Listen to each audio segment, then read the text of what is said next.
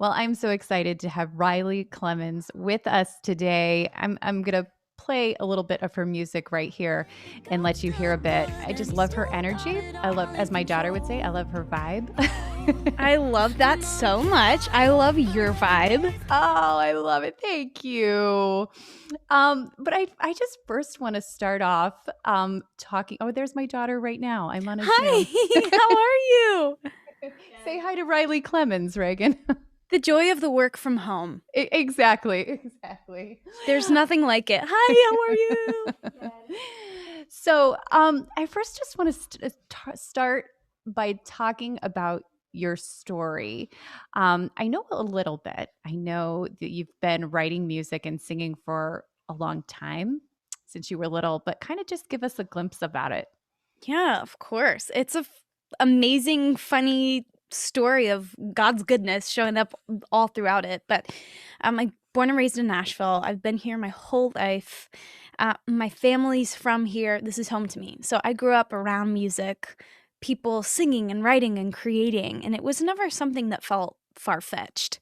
Mhm. But my first true memory of music was watching my mom sing in the choir at church and hearing the Southern gospel music and falling in love and knowing that I wanted to sing music with that passion and that kind of context. And so I started singing. I was in singing lessons and dance lessons, always on stage, doing theater, everything.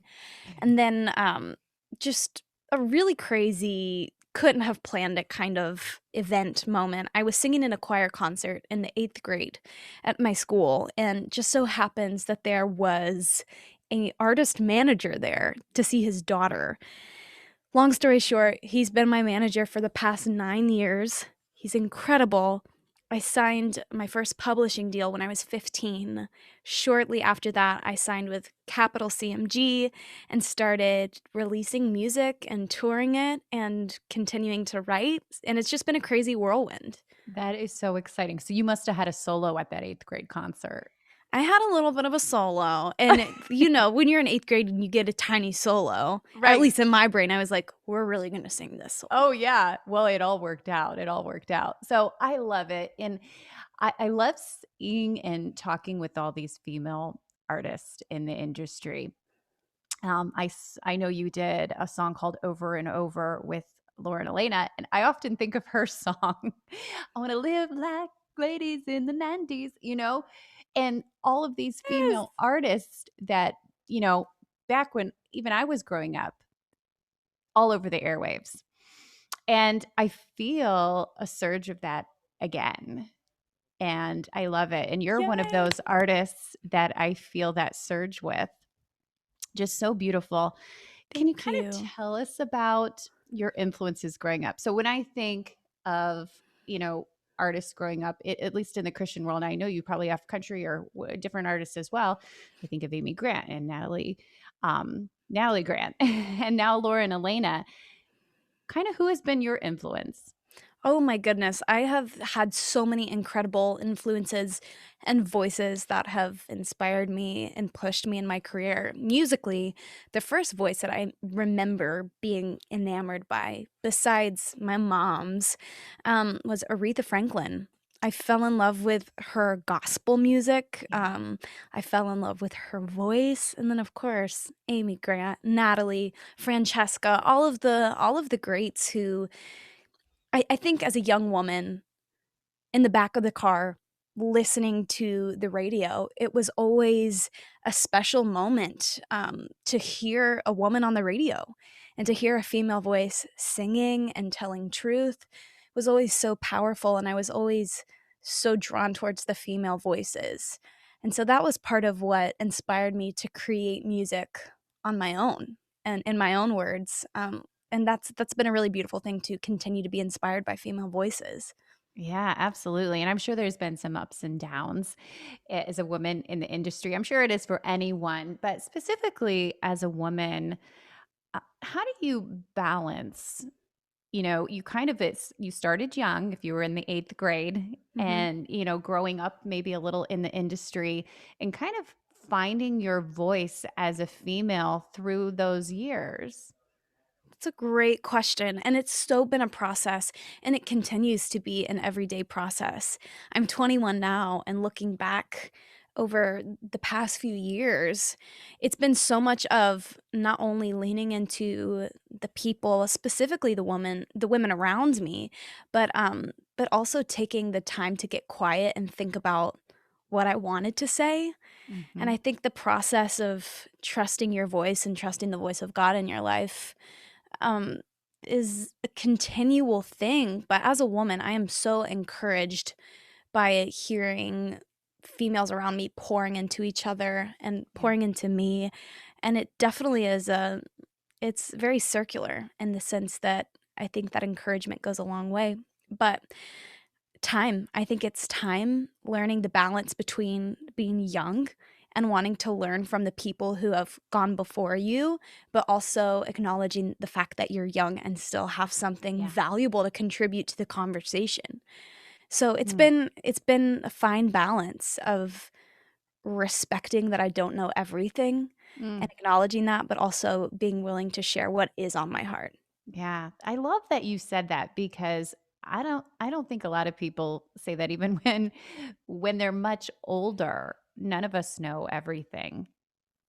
And being Right. able to step back sometimes and say, "You know what? Maybe I need to think through my thoughts a little bit more and be a little thoughtful and just grow through this Yeah, as, absolutely. a challenge and not just living through it." Um, how do you think you would tell another girl, woman, how to find their voice? I think you have a great perspective kind of growing up in the music industry, putting yourself out there on multiple different platforms. It's not just the singing stage Mhm. anymore, it's social media and a variety of things. If you had to give someone advice about finding their own voice and being their own true self, but at the same time being a woman of God, what would you say? For me, authenticity has been the word that's always been something I've leaned into and tried to remind myself of. I think that if the conversations we're having and the posts that we're making and XYZ, all of the above, are coming from an authentic place, um, then I think that's the gateway to finding a voice that is humble and honest and most helpful to others, really. That's always been the goal in the music, too. If I walk into the studio and all I have to bring is whatever's gone on in my day and the most honest version of it, and how I'm learning to ask God for help, ask the people in my life for help, lean into what I know and dig deeper. I think that it all comes from a place of being authentic Mhm. and truthfully deciding that what God has for you, He has for you, and nobody else can take that away. Yeah. And trying to be somebody else isn't going to do it. Yeah. So Yeah. those are all things I'm learning and have learned and would encourage other women and young women particularly in that. Yeah, I think that's so true. I heard someone say the other day on social media, and it was like one of those, I call them aha moments. Mhm. Like, oh my gosh, she said, I'm not trying to be relatable. I'm just trying to be me. And I think we get so caught up into wanting to relate to everyone and be everybody's everything. Right. And when you step back and say, you know what, I'm me, I'll find my tribe, you know, Yeah. I may not be everybody's everything, It's but good. That's so good. yeah, I love that balance. I'm sure you hear a lot from girls, women, maybe more on social media, maybe messaging. What do you feel as a pulse going on that people are leaning in to kind of wanting more? Maybe it's guidance, maybe it's questions. If you could say there's a pulse of things that, I think we really need to help speak to these women about this, what would it be? I think that in a world where so many voices are constantly being perpetuated, whether it is through social media or TV or culture in general, I think it's so easy to forget the voices of truth in the day to day. And from what I've read and seen and witnessed through DMs and comments, is I think young women are having a general longing for voices that affirm them of truth and voices that affirm them that their identity is good enough and there's no shame in that. And these are all things that I am feeling the pulse of needing as well. Mhm. So I think that more so than anything today, it's identity.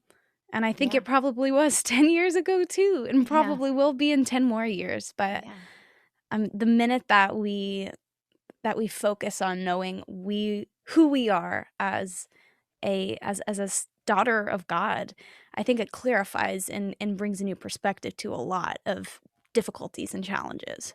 So I'm just curious because I know for me this year, it may be coming out from 2020 and how different that was. I decided, you know what? It's the first time I've ever done this, but I am going to read my Bible and I'm going to do the whole Bible in a year this year. It was just something for me that I had never done. And it's like my toolkit every day. You know, some people go to reading books or you doing different things. What is like your go-to, like something in your toolkit that, like you just mentioned, finding our identity and being consistent in that because we all have ups and downs, no doubt. But So what's your true. go-to That's to kind of actually so funny that you said that, because 2020 was the year that I read the Bible through in a year for the first time, oh wow. and it was amazing. It was a discipline for Yeah. sure. Um, you know, just getting through certain parts of the Bible that people aren't quoting every day and learning to lean into those details is Yeah. a discipline for sure. But I got so much out of it. That's been a big one for me, is finding scripture and verses to lean into when I don't feel like it, honestly. Yeah. And another big one has been community, especially in times when Mm. community's kind of been the thing that's stripped Yeah. away. Yeah. It's been important to find people who are like-minded and authentic and honest as well. That's a huge one. Yeah. No, I was just reading the other day that you become the 5 people you surround yourself with the most. Ooh, So, ooh. yeah, so if you think about that, it's like, "Whoo, gosh, I gotta be what are my surroundings Yes. every day, and who am I surrounding myself with?" You're right, community, so, so important, and I think so even more now. I mean, we say this all the time. Social media has great benefits, but having that human connection and those women who will help lift you up that are women of God as well, and just Yeah. that's so important. So I'm excited to hear you did Bible in a year too. I'm like, I just want to get more people jazzed to read the Bible. It's exciting. I mean, I think that I'm very type A. I definitely like a challenge. Yep. I like when somebody tells me exactly what to do and read, very digestible to me. So I Yes. just went on the Bible app and found the Bible in a year, and it told me exactly what I needed to do every day. It was so easy, and Perfect. I would recommend it. I loved Yes. it. I never want people to feel like, well, I won't understand. I'm like, get a study Bible. You will love it. It will change your Yes, life. It because will it change your life. is hard to understand. It is, no doubt. That's why I Yeah, have my little notes right at the bottom. absolutely. Me too, girl. How does kind of all of this that we just talked about with the identity questions, pulse you hear from your fans, do you translate that into the music you write? Is it about your life? Is it a mixture of both? Yeah, I think that, again, anytime I walk into a studio, the only goal is to write something that's honest and authentic. And looking back, particularly on this upcoming album, these songs are a collection of my stories of what it's like to be a 21-year-old woman who's navigating what faith means to her, who's navigating her relationship with God, with people, with herself. And I put all of those into detailed stories through lyrics and melodies. And what I've noticed, even between my sister and I, or my friends, so many of the problems and challenges and highs and lows that we've faced, while they're different in the details of them, at the heart, they're really similar. And I can find a lot of myself in my friends' stories and vice versa. So the goal is that this record is full of stories and experiences that people will also find themselves in. So I'm excited. I'm so true. So I'm putting all of this in the show notes, but it comes out June 4th, the full album, Yes. and a crazy amount of streams on YouTube. Really cool to go watch the Thank you. videos as well. It's so exciting to see you thriving and just a young independent woman that, a lot of kids, we need music. I say this all the time. My co-host and I say this all the time. We need this type of music and inspiration out for Mhm. the younger generation to thrive on, and just, have someone to connect with and look up to. So it's great. Thank you so much for saying that. So sweet. I thought it would be fun to do a couple rapid fire questions too, Oh, bring it on. I to, love some rapid fire. let people get to know you just a little bit. So the first one is, when you're not working, how do you like to spend your time? Mm, eating, working Me out, too. eating, sleeping, pretty basic. Hanging out with my family. Those are all awesome things. Check, check, check. What was the first concert you ever attended? Cheetah Girls. Oh, that was a pretty Epic. awesome. I didn't know they actually had concerts. Oh, yeah. Oh, yeah. We got a whole party bus, and we went to the Cheetah Girls concert when I was probably 8.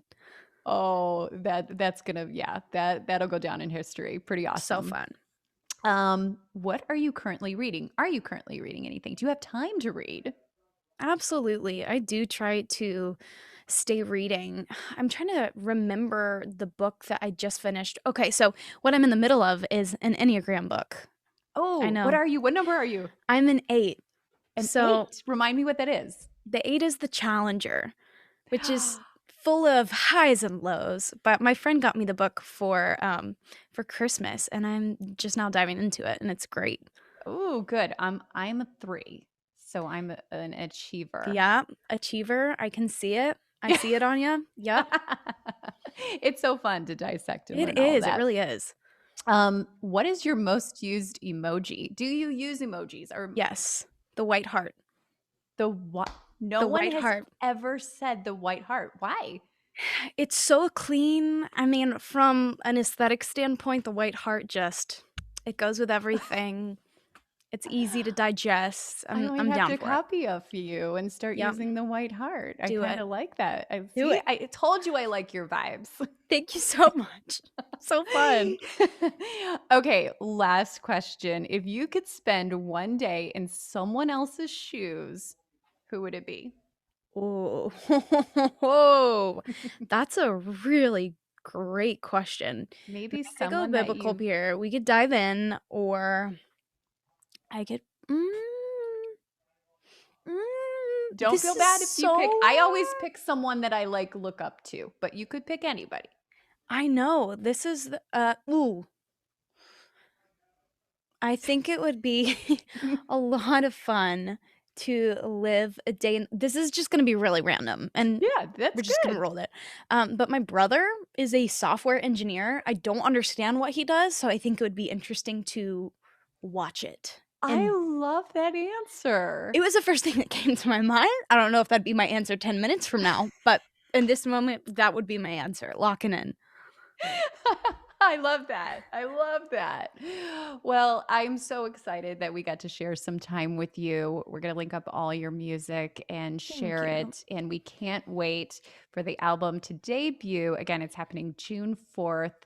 Hop on YouTube, connect. You're on all the platforms, right? Do you have a Yes. TikTok? That's the one thing I didn't check. Do you have a I TikTok? do have a TikTok. Against my will, I have a TikTok. My team thinks it's a great idea. I I don't know love how to use it TikTok. because I'm a granny and TikTok is hard, but I'm learning. It's going to be great. But It's yes, it's going to be great. You're going to be it's going to great. be great. It's going to be so I'm so excited though. Godsend's out on June 4th and this album is my baby. And I hope it speaks to you. It will. The music already does. We love it. So thank you so much for Thank the you so time today, much. Riley. Thank you.